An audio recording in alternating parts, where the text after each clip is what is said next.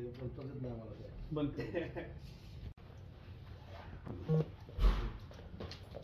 दुपारी मला एक लग्न होतं महत्वाचं होतं ते लईच फोन झाले वा लई फोन झाले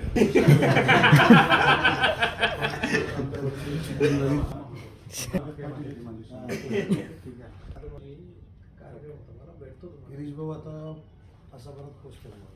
हो आता आलो आहे त्यांनी आता किती सांगितलं 2.5 वाजता 210 किलोमीटर की आपण तिथं पाचोडमध्ये जाऊन पुढे थांबायचं का यांच्या साहेबांकडे थांबू हां बाबांच्या इथं जाऊन थांबू आपण म्हणजे अंतरही क्रॉस होईल आणि बरोबर ना मासे मावांकडे जरा चहा पाणी घेऊ सेवा सांग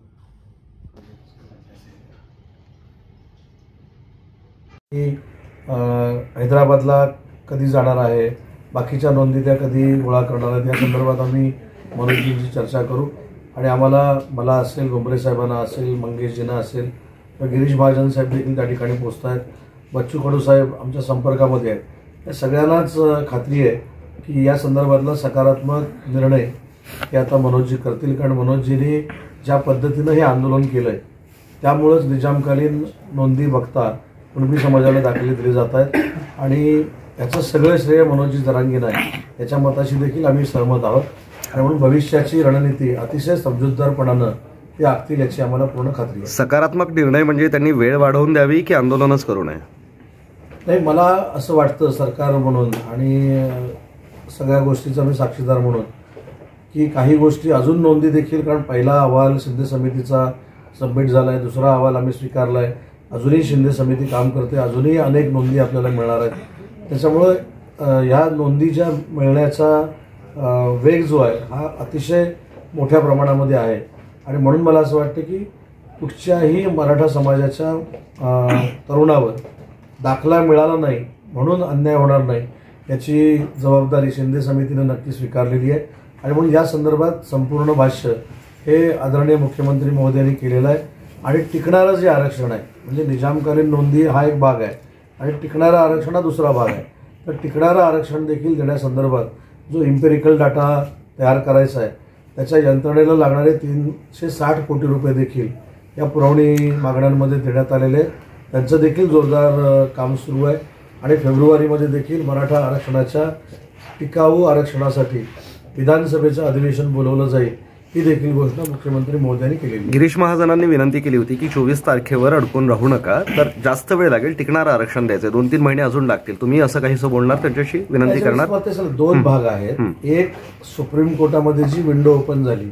त्याच्यामध्ये ताकदीनं आमची बाजू मांडणं इम्पेरिकल डाटा घेऊन आणि टिकणारं आरक्षण देणं आणि दुसरी शिंदे समितीनं ज्या नोंदी शोधलेल्या आहेत त्यांना ब्लड रिलेशन प्रमाणे दाखले देणं तर ती जी पहिली मागणी आहे ती मनोजजींची मला असं वाटतं की त्याला मूर्त स्वरूप आलेलं आहे काही पोलीस दाखल आपले पोलीस केसेस मागे घ्यायची ती देखील प्रक्रिया सुरू आहे तर मनोजजींनी सांगितलेले मराठा आरक्षणाच्या बाबतीतले मुद्दे हे सरकारनं सकारात्मक घेतलेले आहेत हाच संदेश घेऊन आम्ही मनोजजींना भेटणार आहोत. तुम्हाला अपेक्षा काय मग तुम्ही भेट घेताय तर त्यांच्याकडनं आज?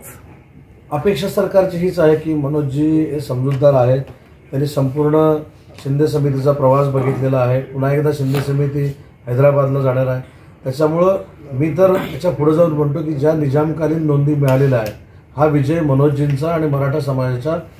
तरुणाईचा आहे मराठा समाजाच्या पूर्ण वृद्धांचा आहे त्या महिलांचा आहे त्याच्यामुळं अतिशय सकारात्मक विचार